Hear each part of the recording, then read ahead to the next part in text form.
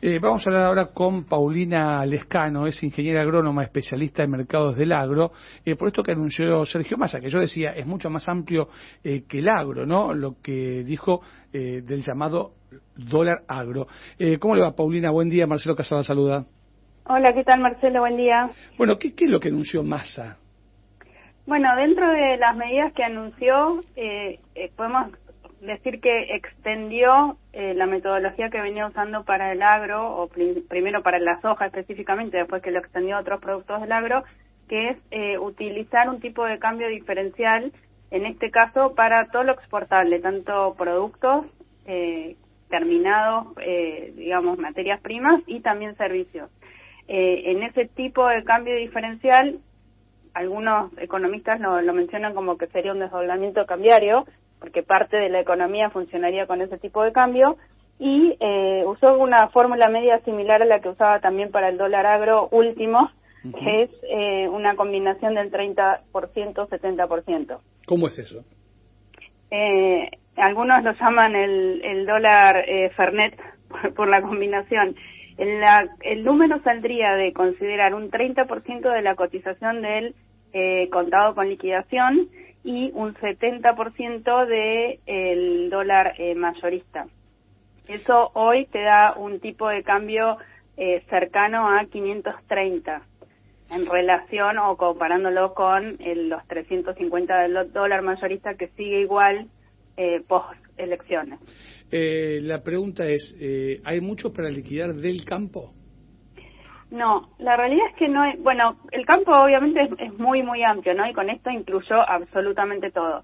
Si consideramos los principales granos y aceites, que son los que representan el mayor volumen de generación de divisas a nivel país, no queda demasiado. En lo que es soja, que quizás es el principal complejo, hay expectativas de que no deben quedar en manos de productores no más de 5 millones de toneladas. Es muy poco. Ten en cuenta, ¿no?, la cosecha malísima que tuvimos y que se fue vendiendo con las ediciones anteriores del dólar agro. Y cuando vamos a lo que es maíz, también queda muy poco. En algún caso podemos considerar en manos, entre comillas, de productores no más de 9 millones de toneladas, de las cuales hay que tener en cuenta que el productor que todavía tiene maíz, así como soja, tiene que pensar en llegar a la próxima cosecha que pueda tener. En algunos casos tendrá trigo, pero quien no pudo hacer trigo tiene que aguantar, digamos, hasta lo que es marzo, abril, mayo. Entonces, hay muy poco volumen. Habrá que ver cuánto de ese volumen se aprovecha con este nuevo tipo de cambio diferencial. ¿Es buen negocio para el que tiene algo guardado vender ahora?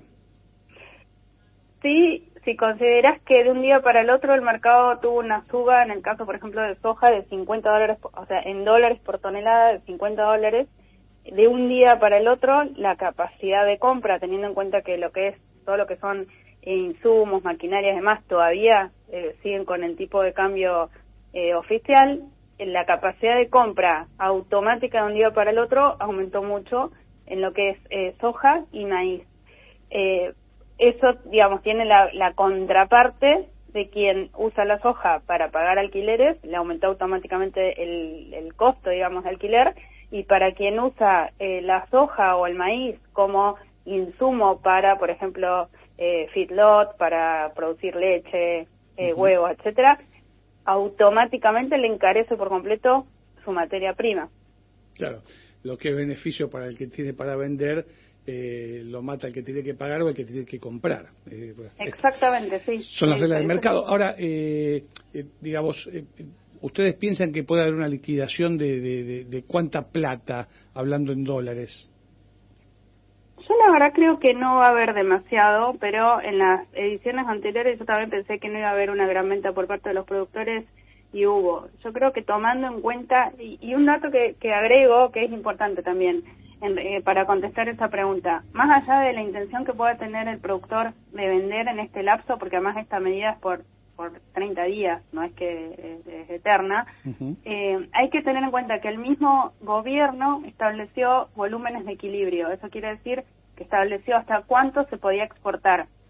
y en esos volúmenes de equilibrio queda menos de los valores que yo te estaba comentando. Por ejemplo, en el maíz, te comentaba que los productores pueden llegar a tener 8 o 9 millones de toneladas, pero lo que el gobierno estipuló que se puede exportar y lo que ya se exportó te da que solamente habría posibilidad de hacer nuevos negocios por 4,5 millones de toneladas, o sea que es menor. Entonces, contestando a tu pregunta, yo creo que esta medida, solamente concentrándonos en la parte agro específicamente, no deberían ser más de 2.000 millones, suponete, con toda la furia, ¿no?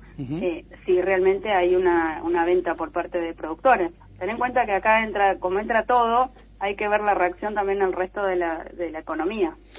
Bien, Paulina, lo último que te pregunto, ¿lo ves como una buena medida?